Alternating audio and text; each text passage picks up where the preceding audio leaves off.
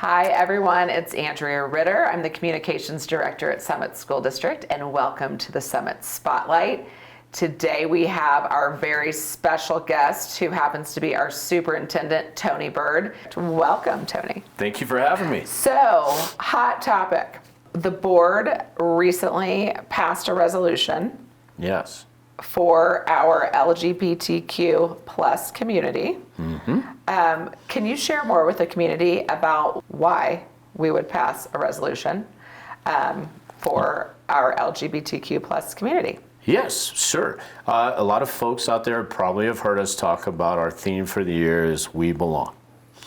And we had some students from the Summit High School Equality Alliance who were representing the LGBTQ plus community come to a board meeting and share with us that they felt to some degree that they don't belong, and they're wondering about what we're going to do to stand up for the LGBTQ plus community. I then went and met with those students after school for an hour, and I really walked away from that with this sense that, yeah, they don't feel, generally speaking, like they belong in our system. And I have said this in a video before, I don't think that's okay. Everybody needs to belong here. And so that was a profound moment for me personally, and I think for the board as well, when they heard that feedback. And so in keeping with the spirit of belonging, we thought it was really important, and the board did, and I agreed, to pass a resolution in support of the LGBTQ plus community. And I know that that group of students and staff members are very thankful for that.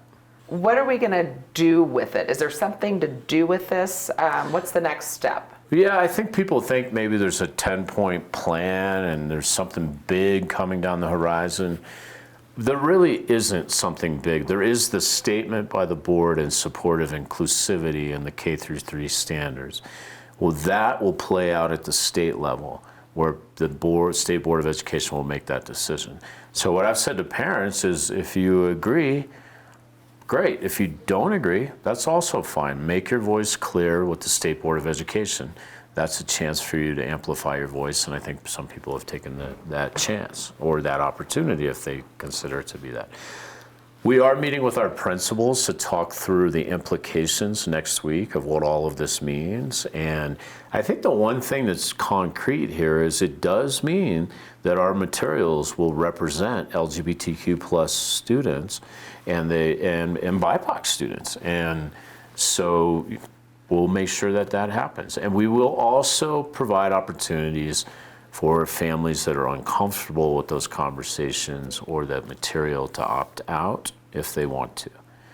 And the other thing I would say is we are going to do a lot more professional development for teachers around how to work through the issues of identity and how to teach in middle and high school around the topic of identity through the health standards.